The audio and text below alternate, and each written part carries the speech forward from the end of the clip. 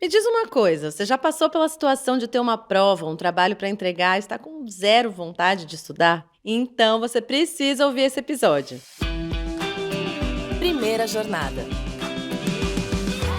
Salve, salve! Eu sou a Zá Coelho e esse é o Primeira Jornada, um programa papo reto feito pela SPM que te ajuda a enfrentar os desafios da vida escolar e a refletir sobre o seu futuro profissional. Eu tô aqui para te acompanhar na descoberta desse universo de possibilidades e caminhos do mercado de trabalho. Quem nunca se sentiu desmotivado para estudar? A vontade de deixar uma tarefa difícil para depois não é exclusividade dos jovens, mas a procrastinação na escola ou na faculdade é um problema muito comum e que pode ter consequências sérias para o futuro. Mas você já se perguntou por que isso acontece? E como a gente pode lidar com essa falta de motivação? Para responder essas e outras perguntas sobre o assunto, eu converso com a Ana Cláudia Fleck, professora do SPM Life Lab, um conjunto de disciplinas optativas da SPM para o desenvolvimento de soft skills.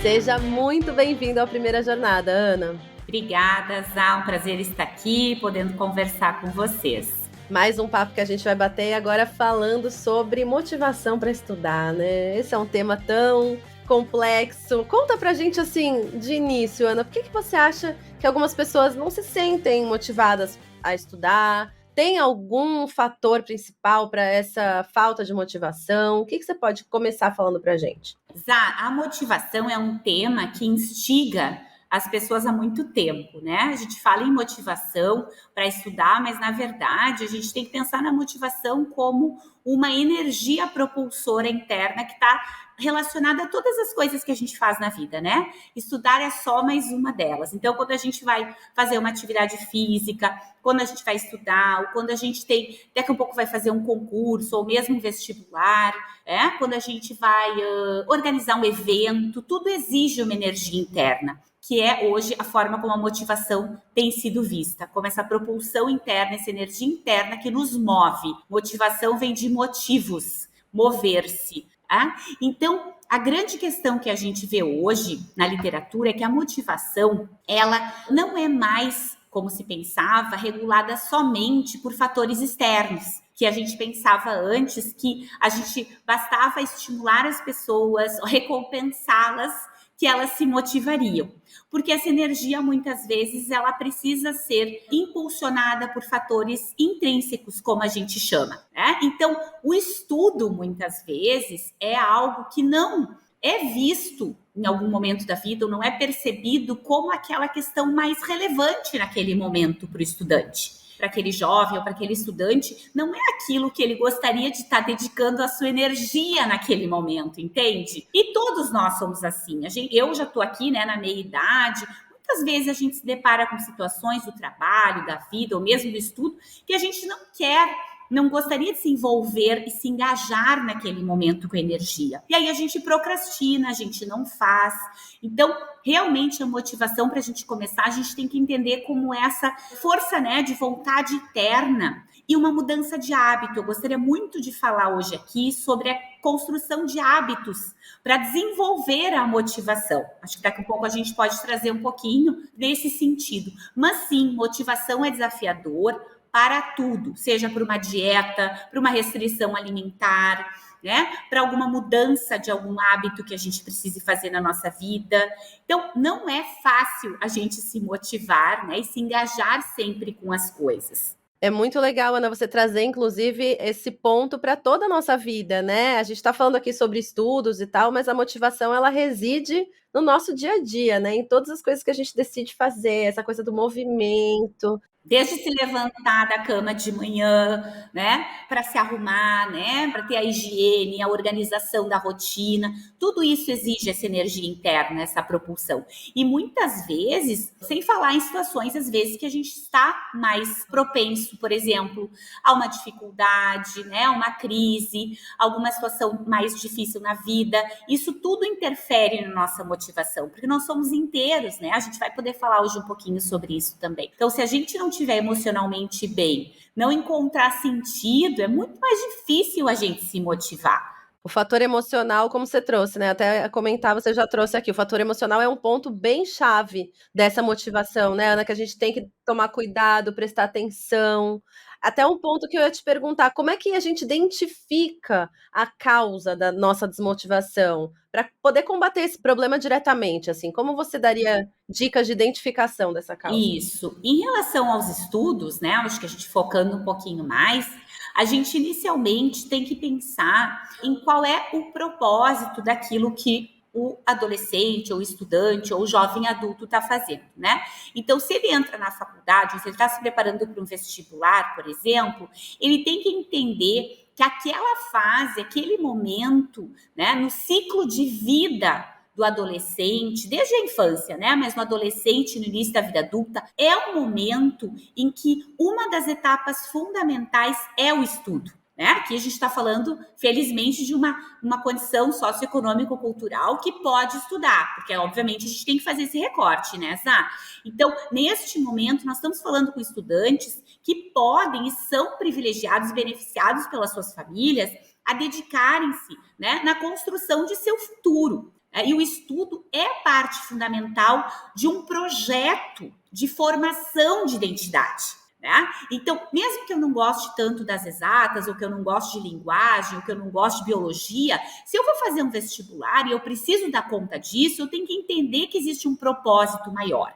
Então, em primeiro lugar, eu acho que é uma tomada de consciência desse jovem, né, desse adulto jovem, que ele precisa se dar conta que ele ocupa um espaço na vida, no seu ciclo de vida, onde o estudo é um momento fundamental. A partir daí, é a sua tarefa de vida, como a gente chama em psicologia do desenvolvimento, né? A tarefa de vida é o estudo. O estudo ocupa uma grande parte da vida do jovem e vai ser fundamental para estruturar a sua rotina, sua organização, seus hábitos futuros de disciplina, de comprometimento. Então, isso às vezes os jovens não percebem, né? A fase escolar é um treinamento para muitas habilidades que a gente vai ter ao longo da vida. Então, como identificar? A gente pode ter um adolescente, talvez, que esteja com dificuldade de entender o propósito, né? Entender esse momento de vida que ele está vendo e como o estudo é importante aqui. Pode ser um jovem que esteja com alguma questão emocional, de um impacto importante, né? Um desequilíbrio emocional, um desajuste, seja uma questão de alguma dificuldade mais crítica, emocional. Pode ser um jovem que esteja com uma deficiência importante de alguma vitamina, né? Ou o sono. A gente não pode deixar de falar no sono, na alimentação, porque nós somos seres inteiros. Então, muitas vezes, os jovens procuram os psicólogos, né? Ou procuram clínicas, procuram, e a gente vai ver que o sono não está ajustado. Né? Ou que a alimentação não fazem uma atividade física, os hormônios estão ainda se equilibrando. Então, entende, né? São tantos fatores multifatoriais que a gente precisa sempre entender que esse jovem precisa olhar para a sua situação. O que está acontecendo? Está dormindo adequadamente, as horas de sono, tem excesso de telas. O digital é um fator fundamental hoje, porque o estímulo do digital, ele não é o mesmo estímulo de um estudo, né? Ele não dá o mesmo reforço positivo para o nosso cérebro. E a gente tem que tolerar também as coisas chatas da vida, como eu digo. E ler um livro, muitas vezes, para alguns pode ser chato, fazer um resumo, se dedicar, se concentrar numa aula, mas a gente precisa treinar o cérebro, né? Treinar e dar essa habilidade do cérebro se engajar naquele momento. Porque senão é sempre mais fácil ir para o WhatsApp, né? Sempre mais fácil eu pegar uma videoaula simplesmente do que fazer um resumo. Não que a videoaula não seja legal, é legal, mas é uma forma. Assim, Zati, resumindo, a gente tem que analisar essa situação como multifatorial. Né? Situações que podem ser uma questão de falta de engajamento, falta de propósito de vida, mas também questões bioquímicas, né? De sono, de alimentação, de rotina que precisam ser reequilibradas. Acho muito, muito legal você colocar isso, Ana, porque às vezes as pessoas elas buscam um motivo específico e como você falou, a gente é muita coisa, né? São muitos fatores que podem estar desencadeando ali aquela falta de motivação. Então aqui a Ana já trouxe pra gente aqui vários pontos do sono, a alimentação, fatores emocionais, assim, tem muita coisa que dá para investigar. Acho que a coisa que a gente sempre fala muito aqui no Primeira Jornada sobre o autoconhecimento, como é importante, né? Sempre. Sempre Né? volta para esse Isso lugar. aí. E saber que tem semanas, por exemplo, na rotina do jovem, do estudante, que vão ser mais puxadas, né? No sentido de que vão acumular provas, vão acumular tarefas, vão acumular trabalhos. Então, a gente precisa criar metodologias, criar hábitos para dar conta daquilo ali, né? Como um período que depois vai melhorar. Então, a organização é fundamental, né, Zá, nesse sentido. É até um ponto, assim, de dicas mesmo que você poderia dar para quem quer encontrar essa motivação. A organização é uma dessas dicas, né? Fundamental. E eu sempre digo assim, algumas pessoas têm traços de personalidade mais organizadas, né? Já tem isso na sua essência. Quando a gente fala o traço, é a essência dela. Ela é uma pessoa mais organizada nas coisas que ela faz. Só que tem pessoas que são menos organizadas ou são mais desorganizadas. Então, o primeiro lugar é conhecer um pouquinho como eu me lido com essas demandas, com essa rotina. Se eu não sou tão organizado, eu preciso fazer uma combinação comigo mesmo. Então, ao longo da minha tarde, da minha manhã, ou das minhas horas de estudo, planejar horários e momentos que eu vou me dedicar e vou aí sim forçar, se isso não vem intrinsecamente, mas eu preciso cumprir com aquele combinado comigo mesmo. Isso é disciplina. E quando eu vou me dar conta, daí onde é que a gente chega na motivação? Quando eu me dou conta que eu cumpri com aquilo que eu me propus, eu gero um reforçamento positivo no meu cérebro e nas minhas emoções. E eu me dou conta que eu consegui. Isso me trouxe uma vantagem numa prova que eu fui bem, num trabalho que ficou bacana, num feedback de elogio de um professor, né? Ou uma pergunta legal, uma participação legal que eu fiz em aula porque eu li o texto. Então, isso vai gerando reforço positivo. E aí vai me dando mais energia interna para eu seguir nesse ciclo.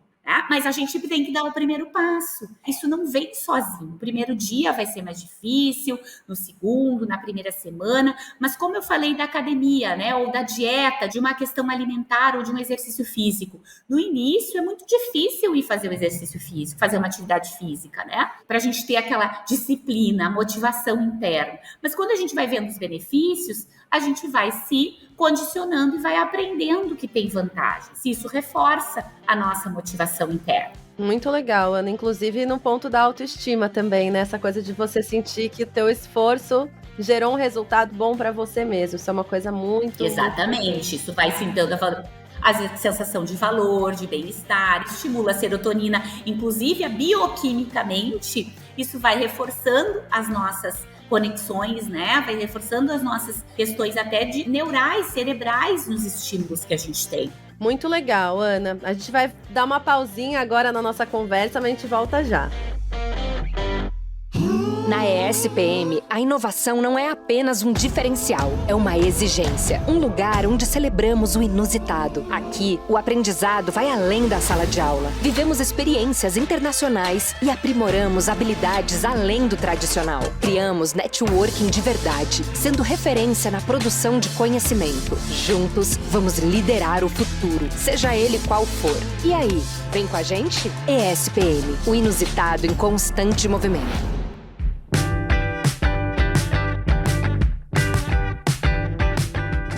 Voltamos para a conversa com a professora do SPM Life Lab, Ana Cláudia Fleck. E a gente está agora falando um pouquinho, Ana, a gente falou de organização, a gente falou dessa coisa de autoconhecimento e sobre o ambiente que a gente vai escolher para estudar, né? Porque isso também é importante. Onde é que você vai sentar para estudar? Vai interferir na nossa concentração, na nossa motivação? Muito importante, Zá.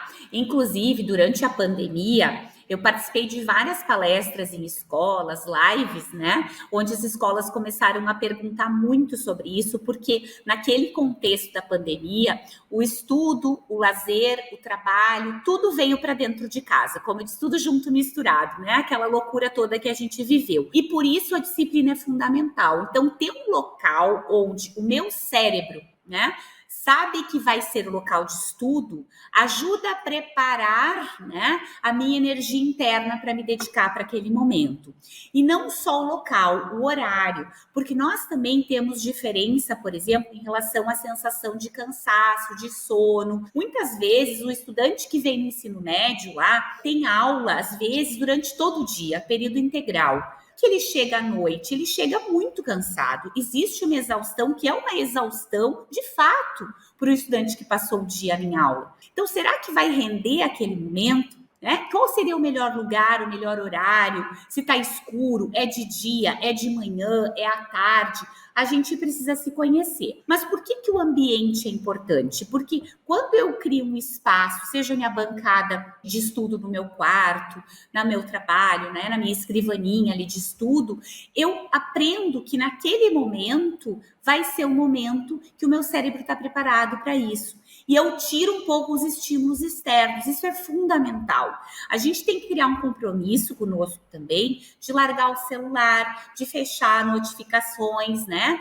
Aplicativos, porque o mundo é um mundo que nos chama para distração. Todos nós, né? Nós somos muito dispersos hoje, tudo nos chama para olhar para fora, tudo nos leva à dispersão. Então, a gente precisa criar um tempo. Eu posso começar 10, 15 minutos concentrado, fazer um resumo. Eu gosto muito de dar uma dica de trabalhar com lápis e papel, porque a gente sabe que quando a gente pega um lápis e um papel, a gente tende a se concentrar mais, porque eu estou exigindo outras habilidades que não é só a leitura visual ou o escutar um áudio. O lápis e o papel, a caneta, que gostam, os estudantes que gostam de desenhar, que gostam de fazer esquemas, e eu não estou falando de desenhista, né? Mas que gostam, é muito interessante fazer resumos. E aí, nesse espaço, ter o caderno, ter canetas coloridas que me chamem a atenção, né? Ter post-it, ter um espaço onde eu possa usar essas ferramentas e preparar o meu dia para aquele momento. E depois disso, eu tenho que me premiar. Isso é legal, né, Zá? A gente, quando bate essa meta conosco mesmo, eu tenho que me dar uma pausa. Agora eu vou fazer um lanche, ou agora eu vou fazer um esporte, ou vou ver um episódio da minha série. Só que eu vou ver um episódio da minha série, né? Eu não vou maratonar a tarde toda para deixar para estudar à noite. Então, eu vejo um episódio, depois eu volto para o estudo. Cada um tem que se conhecer, né, Zá? Mas é importante criar esses estímulos, sim, do lugar e dos horários que sejam mais adequados para cada um de nós. Super, eu acho que é meio que essa sensação mesmo que você falou, quase você vira uma chavinha, tipo assim, agora eu estou no modo estudante, agora eu estou em outro lugar, né? Organizar para que você criar esse cenário mesmo, né? Exatamente, porque o mercado de trabalho também vai exigir isso depois. Quando tiver uma reunião, quando tiver um trabalho, alguma tarefa importante para ser feita, os prazos têm que ser cumpridos, eu vou precisar me organizar e eu vou ter vontade de assistir uma série, nesse dia eu não vou poder assistir a série, né? Eu vou precisar dar conta dessa tarefa. Então, nesse sentido, a gente precisa muito trabalhar com hábito. Eu insisto muito na questão de hábito e de rotina, porque o hábito e a rotina eles são estruturais para o cérebro. E o cérebro do jovem está em desenvolvimento até os 21 anos.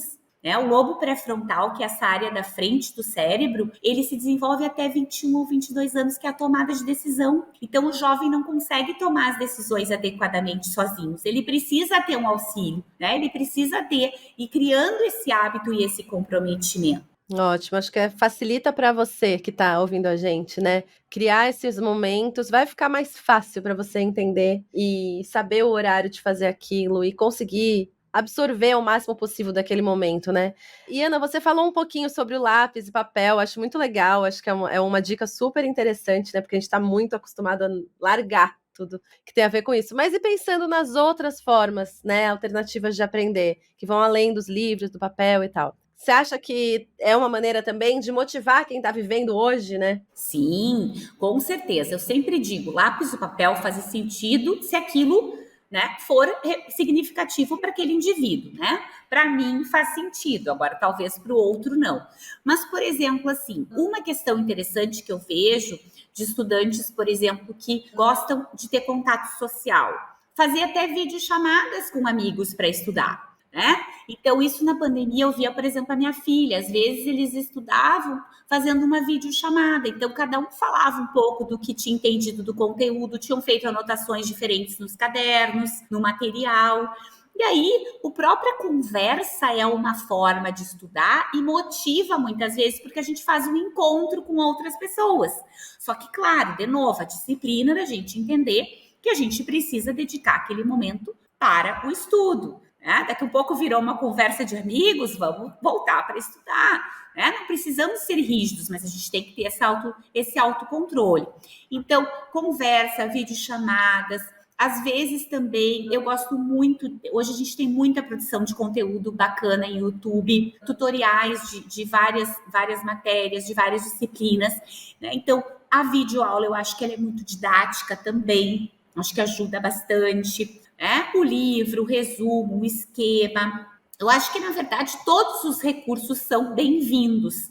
A gente precisa encontrar o que faz sentido para cada um de nós, né? Ao trabalhar em grupo, se reunir com os colegas, estudar em grupo também. Eu acho sempre que é válido a gente diversificar também, para não virar aquela exaustão, né? De ter uma única forma de estudar. Ana, agradeço demais o papo. Acho que, assim, quem está ouvindo ficou motivado, trouxe motivação, porque realmente é importante, né? A gente conseguir organizar o nosso dia, organizar o nosso tempo, que é tão valioso, para ter foco, né? Porque é um momento importante, gente, para vocês que estão nesse momento da vida. Estudar é um ponto-chave. Isso, é uma tarefa, né, Zá? É uma tarefa fundamental. E aí, só para fechar, né, eu acho que se vale, assim, uma questão importante para né, motivar um pouco vocês, é que essa questão da motivação, como a gente começou aqui, ela vai para além do estudo, como eu disse. E não é porque a gente aqui, né, já tem maturidade, já tem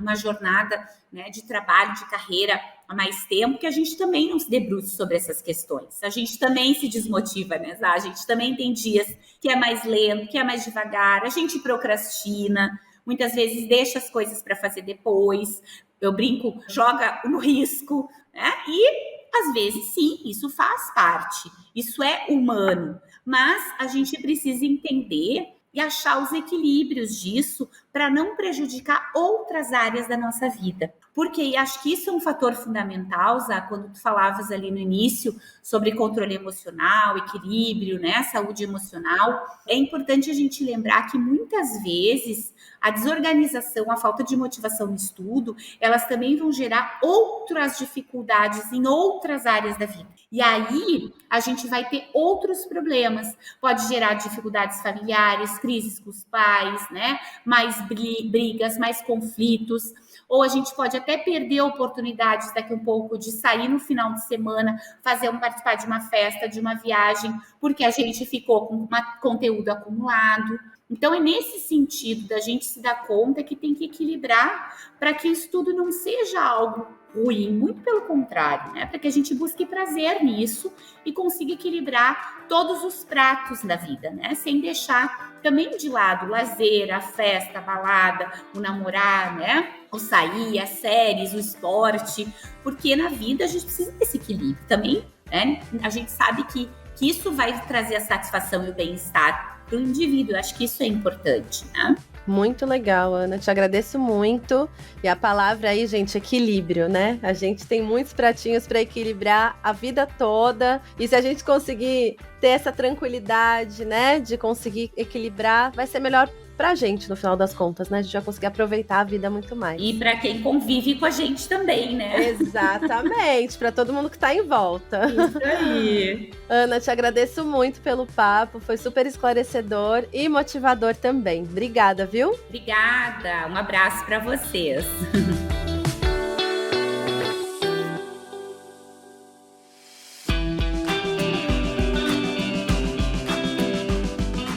E aí, prestou atenção nas dicas para manter o foco nos estudos? Espero que esse episódio te ajude a encontrar motivação. Não se esquece de seguir o Primeira Jornada na sua plataforma de podcasts preferida e avaliar o programa.